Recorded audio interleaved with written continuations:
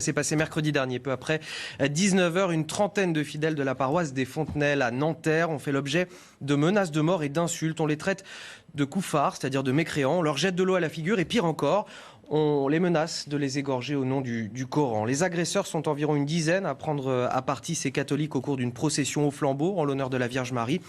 Une procession qui a donc été écourtée par les organisateurs afin qu'ils reviennent prier en sécurité dans l'église. Réaction sur Twitter du ministre de l'Intérieur, Gérald Darmanin. Regardez, il condamne des actes inadmissibles.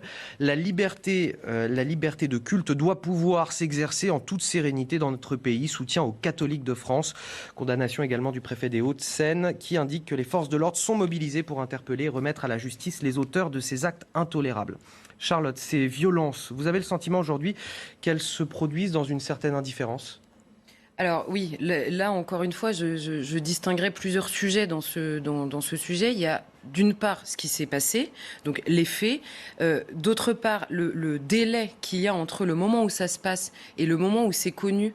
Ensuite, le traitement médiatique, une fois que c'est connu et même expliqué par le diocèse de Nanterre lui-même, par le préfet et repris par le ministre de l'Intérieur, on ne constate pas, là encore une fois, une précipitation médiatique pour en faire le sujet du jour, ce qui pourrait arriver sur d'autres agressions, notamment envers des fidèles dans ce pays. Et ensuite, il y a la question du rapport que nous avons aux actes antichrétiens, que ce soit dans le monde ou en France. Sur les faits eux-mêmes, alors il se trouve que j'ai eu au téléphone un des paroissiens qui participait à cette procession et qui a été en prise directe avec ces jeunes. Il expliquait qu'ils sont arrivés donc juste à côté de la cité Pablo Picasso qui est à Nanterre. Ils faisaient une procession d'une église à une autre.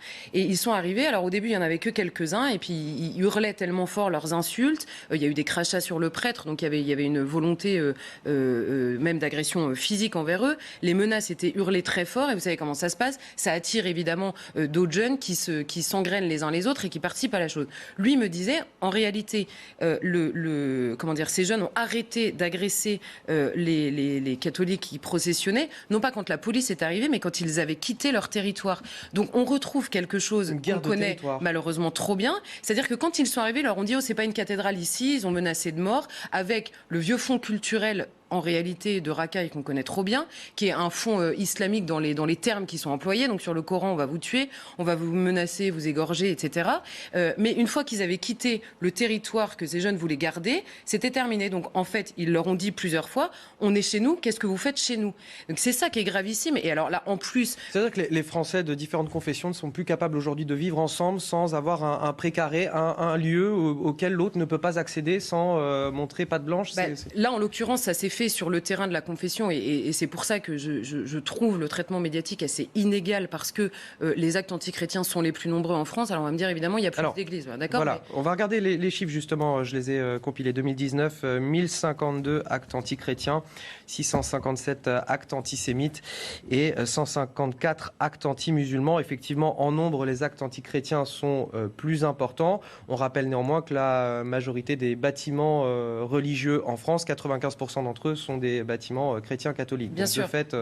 Donc forcément, il y a plus d'églises, donc il y a plus d'églises qui sont touchées, mais en valeur absolue, il y a quand même beaucoup d'actes antichrétiens qui font quand même toujours beaucoup moins de bruit que les autres, parce qu'on considère, j'imagine, comme d'habitude, que le traitement, notamment médiatique des agressions, elle se fait en fonction du profil des agresseurs, en fonction du profil des victimes, et qu'on est plus ou moins gêné de les dénoncer. Tous les actes qui se dirigent vers des croyants en raison de leurs croyances sont insupportables, mais tous.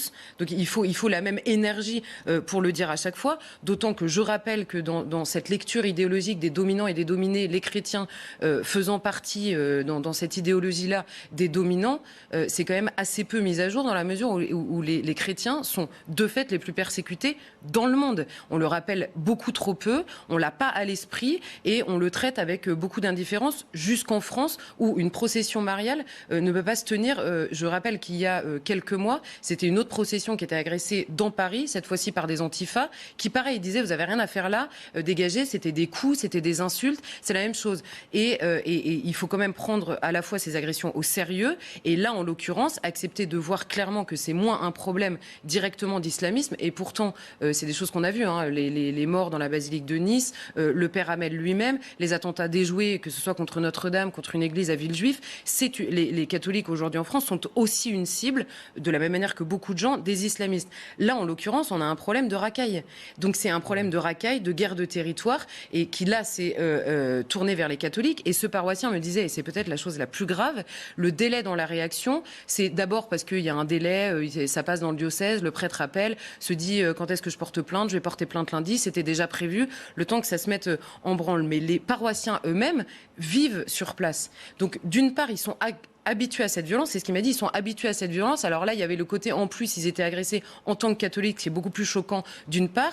Ensuite, ils vivent à cet endroit-là et il y a toujours un peu une inquiétude dans la manière de traiter ce genre de violence, parce que à la fois on s'y habitue, à la fois on n'a pas envie de faire trop de bruit pour pas, par peur aussi peut-être que ça arrive de plus en plus souvent, et c'est évidemment ce qui doit le plus nous inquiéter, qu'il ne soit pas possible de défier je sais pas, des gens de milices locales qui décident que c'est leur territoire et que personne ne peut rentrer sur le territoire si eux n'ont pas décidé que ça l'était. Ça s'appelle en effet un territoire perdu de la France, quoi. Régis Le Sommier, l'État aujourd'hui n'arrive pas à se porter garant de la liberté de culte ?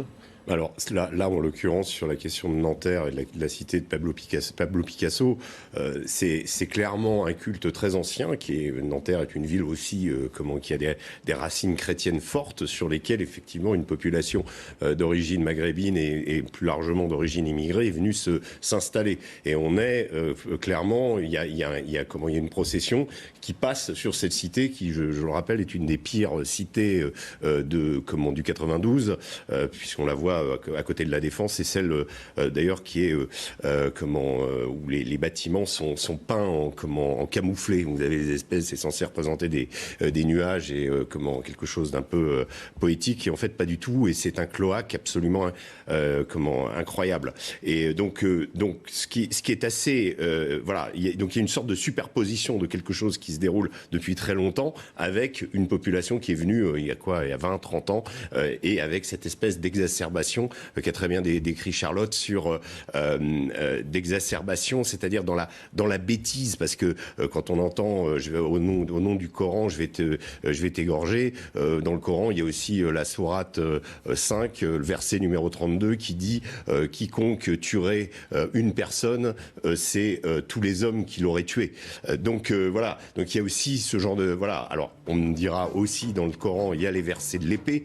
Le Coran il y a aussi qui appartiennent au Coran de Médine, et donc il y a effectivement aussi des versets guerriers.